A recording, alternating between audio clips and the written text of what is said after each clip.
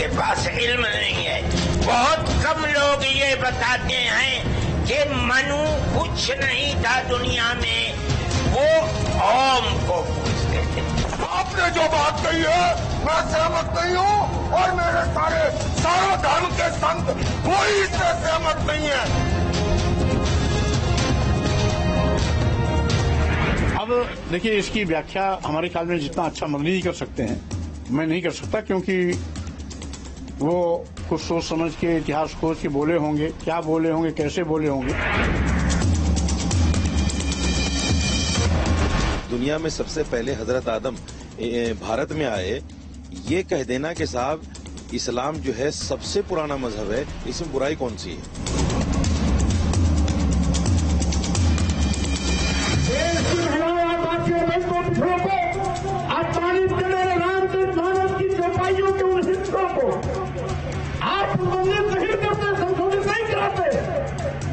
तो जब भी समाजवादी पार्टी की सरकार आएगी, मैं इस पर जरूर प्रतिबंध लगाने का काम करूंगा। मैं बचने वाला नहीं हूं।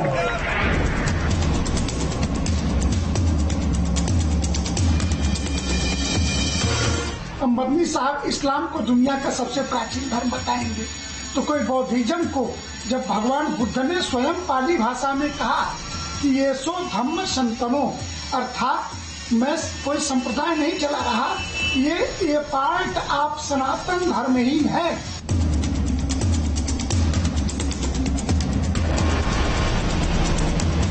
तय करना पड़ेगा कि मनु महाराज सनातन धर्मी थे, और उस मनु महाराज के जब चौखट पे आपने सर रखा तो कम से कम हम हर सनातन धर्मी देश भक्त होता है, देश के प्रति ईमानदार होता है, लेकिन आप में ऐसा दिखाई नहीं देता। ये धरती इस्लाम की जाए पैदाइश है, ये मुसलमानों का पहला वतन है। अब डेमोक्रेसी है, कोई हिंदू वर्चस्व की बात नहीं कर सकता, कोई मुस्लिम वर्चस्व की बात नहीं कर सकता, भारत वर्चस्व की बात सबको करनी चाहिए।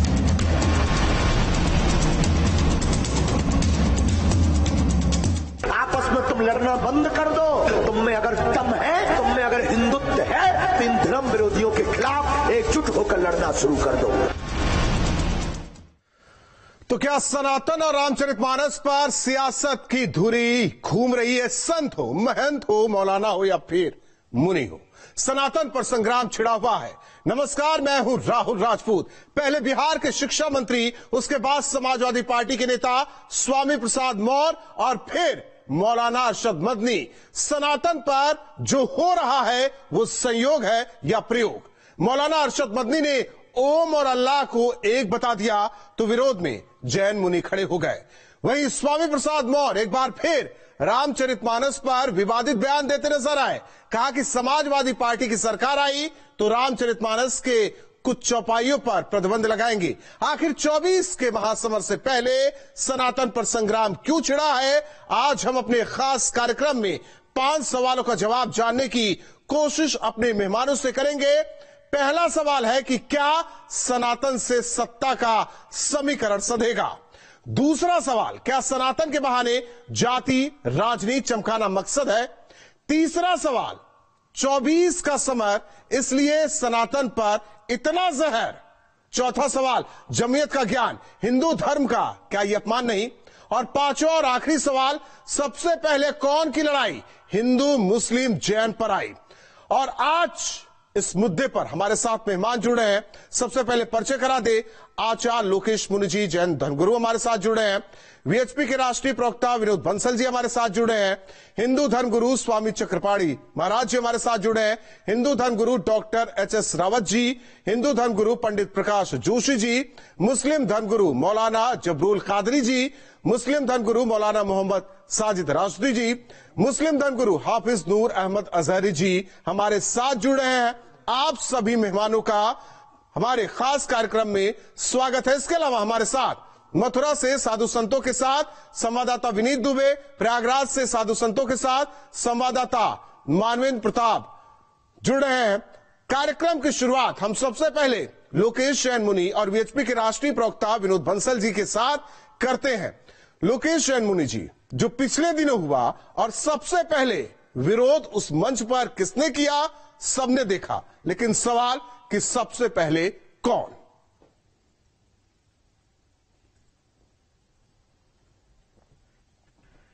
नहीं, ये मैं आपसे ये कहना चाहूंगा, ये विरोध केवल सबसे पहले वाली बात का ही नहीं है। मुझे तो बुजुर्ग मदनी जी के उस पूरे के पूरे वक्तव्य से मेरा विरोध है। जैसे आप लोग कहते हैं कि उन्होंने अल्लाह और ओम को एक बताया इसलिए विरोध, नहीं, उनका पूरा वक्तव्य हर सेंटेंस में जहां राम को नकार रहे हैं मैं सहमत नहीं हो सकता, श्री राम की अस्मिता को, जहां शिव को नकार रहे हैं मैं उससे सहमत नहीं हो सकता,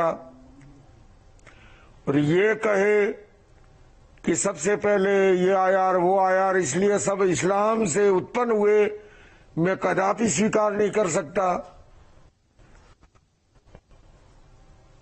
और इसलिए केवल इतना नहीं कि अल्लाह ओम एक कह दिया इसलिए मैं उनके पूरे वक्तव्य को खारिज करता हूं। लेकिन एक बहस तो छिड़ गई है ना। मैं अगर सहमत हूं, एक बहस तो छिड़ गई है, भावना सम्मेलन था उससे मैं आज भी सहमत हूं। अब ये क्लियर हो जाए कि पहले कौन, हालांकि सुपीरियर दिखाने की कोशिश ना हो, ये बार बार कहा गया है, लेकिन आखिर में किस तरीके से सनातन पर ही सवाल क्यों?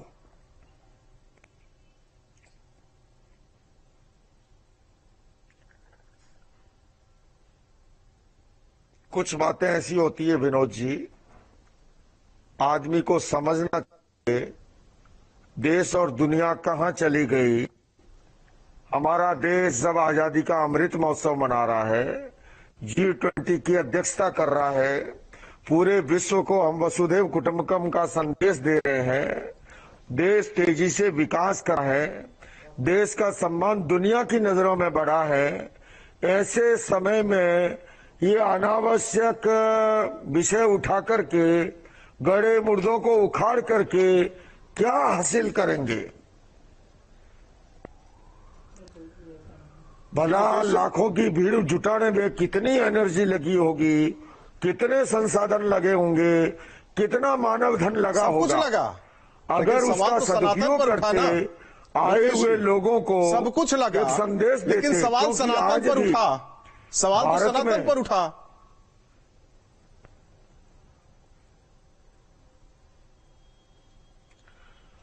भारत में आज भी आस्था के केंद्रों पर प्रतिदिन लाखों करोड़ों लोग आस्था के केंद्र पे जाते हैं, और उन श्रद्धालुओं को अगर हम धर्मगुरु सही मार्गदर्शन करें तो सरकारें करोड़ों रुपए खर्च करके जो काम नहीं कर सर देखिए, जिसकी सरकार है उसका कहना है, हम उस और क्यों नहीं विनोद जी का रुख करेंगे, लेकिन उससे पहले एक सवाल आपसे यह है कि सरकार की कोशिश है, विकास पर बात कीजिए, हम विकास की बात कर रहे हैं, सबका साथ सबका विकास नारा भी है। देखिए सरकार से अलग जो विपक्ष में बैठे हैं, कुछ दिन पहले रामचरितमानस का विरोध, चौपाई का विरोध, प्रतिया फाड़ी गई, उसे जलाया गया, यहां तक कि कुछ नेता अपने आप को शूद्र बता रहे हैं। लड़ाई यहां आ गई है सनातन में ही जाति विशेष को लेकर। क्या 24 से पहले ये संयोग है या पूर्णतः प्रयोग है? अरे विनोद जी, क्षुद्र भी कम्मुणो बम्मुणो होई कम्मुणो होई खत्तियो वैसो होई कम्मुणो शुद्धो होई कम्मुणो। मनुष्य जन्म से नहीं कर्म से मान होता है, अपने संस्कारों से मान होता है। सद संस्कारों से सद्भाग्य का निर्माण होता है, असद संस्कारों से दुर्भाग्य का निर्माण होता है। भाग्य की लिपि लिखने के लिए और कोई नहीं, तुम खुद अपना भाग्य निर्माता हो। अच्छे कर्म करो। लोकेश जैन मुनि जी, यही बताने की कोशिश तो लगातार हो रही है, लेकिन जिसे आप समझाने की कोशिश कर रहे हैं वो समझने के लिए तैयार नहीं। नया बयान भी सामने आ गया, कल को सरकार में आते हैं तो रामचरितमानस इस चौपाई पर बैन लगेगा, ये बातें उठने लगी है। यहां तक कहा जा रहा है कि बस 2-3 के लिए सही है, 97 के लिए गलत है। विनोद बंसल जी, जो सत्ता की धुरी हो या राजनीति की धुरी हो, वो सनातन के इर्द गिर्द क्यों घूम रही है? देखिए राहुल जी, आज जो है ना सनातन को गाली देना और सनातन पर प्रहार करना, सनातनी मान्यता, उनके जो आस्था के केंद्र हैं उन पर प्रहार करना एक फैशन सा बन गया है। लेकिन जो लोग इस पर प्रहार करने की कोशिश कर रहे हैं उनको ये समझना चाहिए कि सनातन सनातन था, सनातन है, सनातन रहेगा, और ये इसने जवाब दिया है। समय आने पर हम जवाब देते हैं। लेकिन अब ये देखिए कि आखिरकार रामलीला मैदान को उस्मानाबाद नाम रख करके और उसको जो जमीयत के जो जहरीली जमात का जो जमावड़ा हुआ था, उस जमावड़े ने आखिरकार क्या उगला। आखिरकार मैंने शुरू से कहा कि जहरीली जमात का जमावड़ा था ये। कैसे? जिस तरह से हमारे पूज्य संतों को वहां पर आदर पूर्वक बुलाने की कोशिश की गई थी। देखिए, हमारे संत चूंकि भोले होते हैं जी, पूजनीय मुनि जी की बात हो या चिदानंद मुनि जी की बात हो या अन्य संत हो जी, ये इतने महान हैं कि हर एक किसी के बुलाने पर चले जाते हैं। लेकिन मैं एक निवेदन करूंगा कि देखिए, अपने पूज्य संतों के श्री चरणों में कि ऐसे दुष्टों को भी पहचाने पहले। महाराज जी, आप बहुत भोले हैं और आप बहुत सज्जन हैं, इसलिए आप सबके साथ सौहार्दपूर्ण वातावरण में रहकर के देश को एक करना चाहते हैं, मैं जानता हूं। लेकिन जिन लोगों से शास्त्रार्थ करने की आप कोशिश कर रहे हैं, जिनको शास्त्रार्थ का न्योता दे रहे हैं, मैं आपके श्री चरण में एक विनम्र निवेदन करना चाहता हूं। किसी शास्त्री के साथ शास्त्रार्थ किया जाता है, किसी अज्ञानी या बुद्धिहीन या जिसने पहले से सोच रखा हो कि मैं तो हिंदू धर्म का अपमान ही करूंगा, उसके साथ शास्त्रार्थ कृपया न करें। मेरी हाथ जोड़ के विनती है, उनको पहले शास्त्र पढ़ने के लिए दें कि पहले पढ़ के आ जा बेटा, उसके बाद मेरे से बात करना। एक बात।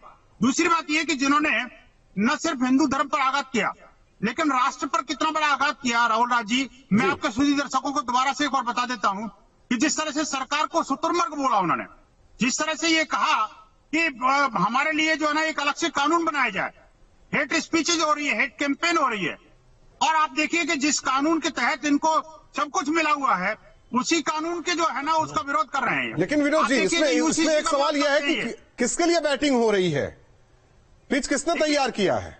देखिए राहुल राज जी, हम दोनों ही चूंकि पॉलिटिकल पार्टी के लोग नहीं है, ना हमें राजनीति का कोई ज्ञान है, इसलिए हम तो सीधी सीधी बात ये कह सकते हैं कि हेट कैंपेन कौन चला रहा है। वो जो सर तन से जुदा गैंग है, गैंग जो लगातार सर को तन से जुदा कर रही है हिंदुओं की, वो चला रहे हैं, या कुछ एक दो लोगों ने जिन्होंने कुछ बोल दिया वो चला रहे हैं। एक बात। दूसरी बात, स्वयं की तुलना नरेंद्र मोदी से और भागवत जी से करना, आप सोचिए, इनकी मानसिक दिवालियापन को दिखलाता है। आप देखिए, कम से कम उनके एक लेस मात्र कुछ बन के तो दिखाओ। एक चुनावों में भागीदारी की बात करते हैं। आ रहे हैं लोकेश जी, आपका रुक कर रहे हैं। विनोद जी की बात पूरी होने दीजिए, फिर आ रहे हैं आपके पास। देखिए, जो गजबाए हिंद की बात कर रहे हैं लोग, ये आखिरकार ये जो उनकी मानसिकता है, इनका चाल चरित्र चेहरा सारा बेनकाब हो चुका। जिस तरह से उन्होंने बाल विवाह के ऊपर कहा कि हाँ बाल विवाह नहीं होना चाहिए, कानून ठीक है, लेकिन पकड़ दकड़ गलत हो रही है, और ये मैसेज जा रहा है कि मुसलमानों को पकड़ा जा रहा है। अरे भाई, बुद्धि के दीवानों, मतलब बुद्धि के हीन व्यक्ति हो, मैं कहना चाहता हूं कि जब कानून सबके लिए बना हुआ है तो आखिरकार एक को थोड़ी पकड़ा जा रहा है, सबको पकड़ा जा रहा है। फिर मुसलमानी को बिल बना रहा है भाई। सर, उनको ऐसा लग रहा है, हिंदुओं को भी तो पकड़ा गया। विनोद जी, उनको ऐसा लग रहा है, वो बोल रहे हैं। नहीं, लगने से क्या है, धरातल पर जाइए, अपने कुकर्मों को छुपाने के बजाय उनको उजागर करिए। जो सांप्रदायिक हिंसा फैला रहे हैं, जो इस्लाम के जिहादी जो है लगातार गलाकाट प्रतियोगिता में लगे हुए हैं, उन पर प्रतिबंध लगाइए। कुछ दो बातें उनको कहिए। ये देखिए भाई, इस्लाम जो है ना, जिस तरह से ये प्रोपेगेट कर रहे हैं, ये धर्म नहीं है, अधर्म है। ये जो ना कर्म नहीं है, कुकर्म है। लेकिन हाथ किसका है? ऐसे अधर्मियों को तुरंत इसके खिलाफ, हमें नहीं लगता इस भारत में किसी सियासी दल के हाथ रखने भर देने से इतना कुछ होगा। कहीं ना कहीं कुछ ना कुछ तो है, उसे देखना है। वो राजनीतिक मंशा है उनकी सारी। वो गजवा हिंद का सपना है। दारुल उलूम देवबंद जो है, वो देवबंद के ही तो ये प्रमुख हैं जिन्होंने तमाम तरह के फतवे जारी किए हैं देश विरोधी। आप सोचिए, ये जो मनु महाराज के बारे में जिस तरह की बकवास थी, भगवान शंकर और जाने कितने देवी देवताओं को उन्होंने अपमानित करने की कोशिश करी, वो तो करते रहेंगे विनोद जी। नई बात क्या है इसमें? नई बात क्या है? वो तो करते ही रहेंगे। लोकेश मुनि जी, आचार्य लोकेश मुनि जी, देखिए, विनोद जी का साफ कहना है कि उन्हें पहले दीजिए अपने सारे धर्म ग्रंथ दीजिए, उपनिषद दीजिए, सब दीजिए, धार्मिक पुस्तकें दीजिए, उनको पढ़ने के लिए दीजिए, फिर बोलिए कि आइए आप शास्त्रार्थ करिए। आप अनाप शनाप नहीं बोल सकते।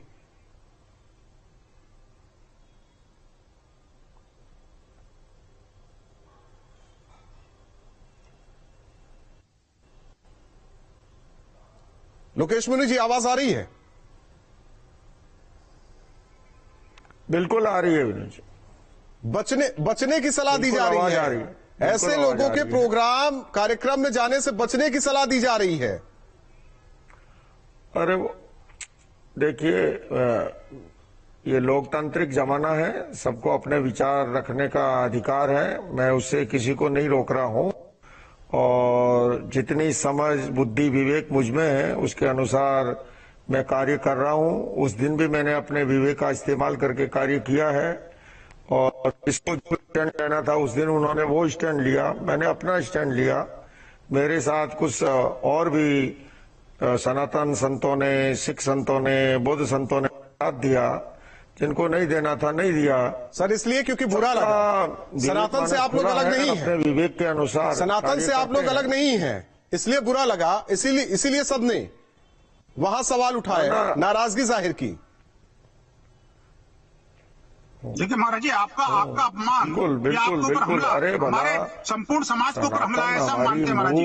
प्राचीन हमारी संस्कृति है, सनातन का जो सदा से चला आ रहा है ना, अनंत काल से चला आ रहा है। सदा से चला आ रहा है ना। मदनी साहब तो और जो वसुदेव कुटुंबकम की बात करता है, मदनी साहब तो कुछ और कह रहे हैं। वसुदेव कुटुंबकम बात करता है, सबके हित की बात करता है, सबके कल्याण की बात करता है, उससे भला कोई कैसे जुदा हो सकता है? ये तो ना समझ लोग हैं। ठीक है विनोद जी और लोकेश मुनि जी, बहुत बहुत धन्यवाद हमारे साथ जुड़ने के लिए। समझाने बाकी मेहमानों से चर्चा करते हैं। स्वामी चक्रपाणी महाराज जी, सनातन पर लगातार सवाल दर सवाल, बस कैमरे के सामने आकर बस जवाब देने से क्या होगा? मुझे नहीं समझ में आ रहा है कि आखिर इतनी कमजोरी क्यों? कोई भी आए, कुछ भी कह जाए, बावजूद इसके कि हम तो कुछ नहीं कहेंगे। उनका विवेक मरा हुआ है, उनकी बुद्धि मरी हुई है। आप लोग बताइए कि सबसे पहले कौन, सबसे पुराना कौन?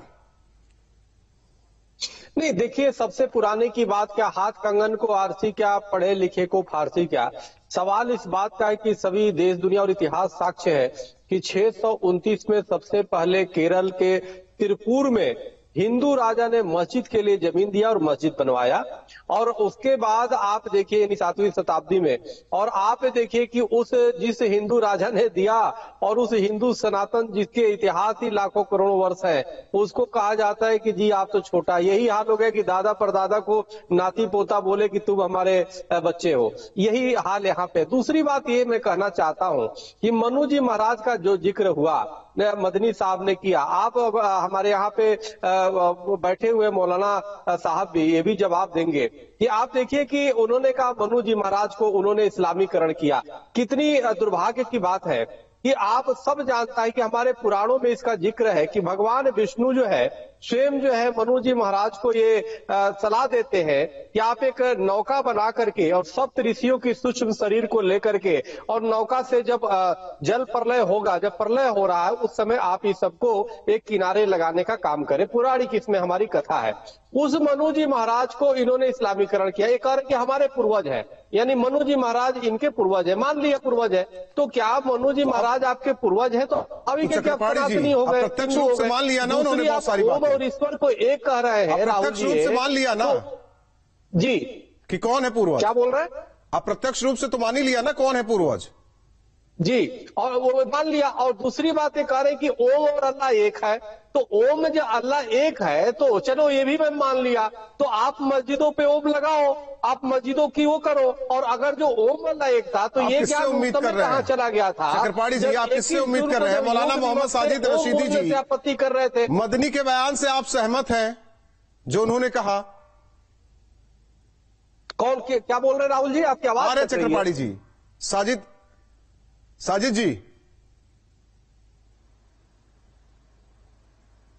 राज जी, अभी मैंने 3 हिंदू धर्म गुरुओं को सुना और तीनों ने कहा कि सनातन धर्म सबसे पुराना धर्म है।